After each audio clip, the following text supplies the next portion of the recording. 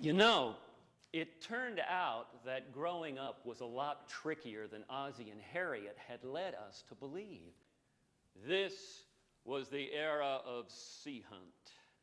Now, I don't know how many of you remember Sea Hunt, but every week on our TV, Lloyd Bridges would come on in his wetsuit, and he'd put on his flippers, and his aqualung, and his mask, and he would leap into the sea, and he went down, down, down, underwater, and he would fight the bad guys down there. He would jerk their air hose off and force them to the surface. He'd grab a shark in a hammerlock, give it a good bop in the nose, and when it began to bleed, just step back and watch it eat itself up in a feeding frenzy.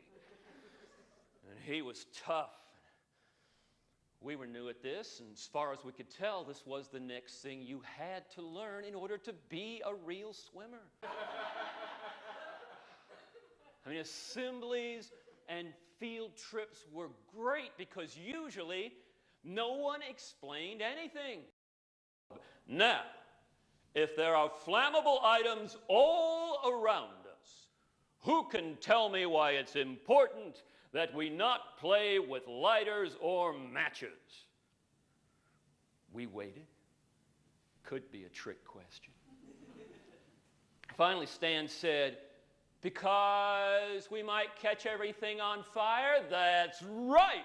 And there just aren't enough firemen to put out all those fires. Ha, ha, ha, ha, ha. You know, we had always thought there would be enough firemen.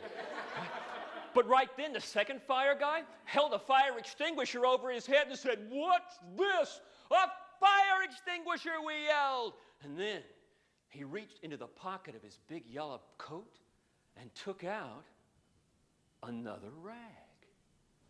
This rag is made of the same materials as your pajamas.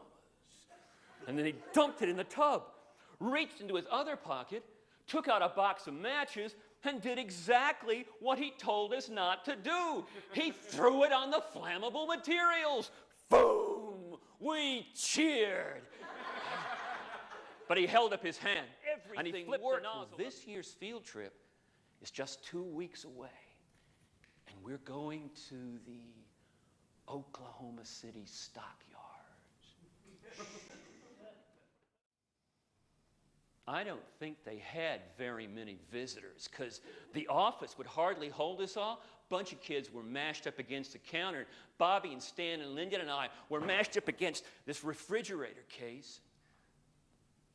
On the wall over the case was this poster of this guy with a ruler, and he was marking out the parts of the cow in dotted lines right on the side of the cow. The cow looked surprised. Well, now, we're always pleased to have someone visit us here at the plant. This guy in white coveralls was squeezing around the counter. Now, how many of your mamas have ever gotten on to you about wasting things at supper? I know, my mama did too. Well, we're pleased to say that here at the plant, we don't waste anything. We use every part of the cows. Bobby said, "I thought they were cattle." That's right. They're cattle out on the range, and they're cattle in the feed lots where they eat a lot. That's how they get so big. Of course, I eat a lot too. That's how I got big. How many of you eat a lot? And we all raised our hands and laughed. So we all got stomachs, and we giggled and bounced against each other. So how many of you got intestines? This was trickier. Miss Sims leaned in and said, "Now think. You remember that poster in our room that has the illustrations of our internal organs? Just after your stomach, there's that snaky line." And Lenny said, "He knew that." Now, who wants to see a hot dog made? We all raised our hands. These were the atomic times. I mean, even our schools were the rockets and the bombers and the jets, but none of us were worried. All our dads worked out at the air base. A lot of our moms did too.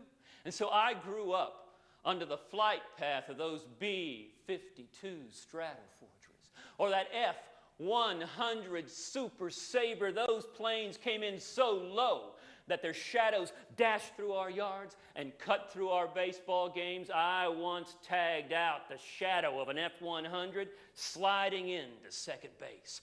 Pow! Right then, Stan was pitching, so he did the announcing because we all did our own announcing. And Stan said, "Stan, the rubber-armed man, steps on the mound. And Stan, the rubber-armed man, checks the runners. And Stan, the rubber-armed man, takes the signal. And the crowd gets quiet." And Bobby yelled, "A lot of them have gone home already." And that's when we heard it. I mean, none of us had to say anything. It was like we were all still plugged into that radio announcer that spoke with all our voices.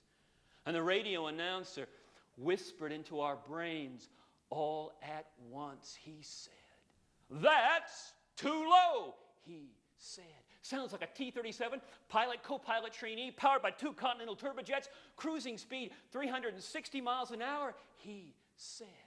"Coming in over the right field fence." And we all looked up and over, just in time to see the canopy of that T-37 turning in on its way down a couple of blocks over, and just in time to see that co-pilot's parachute blossom barely high enough to get down. By that time, that plane was over the house and gone.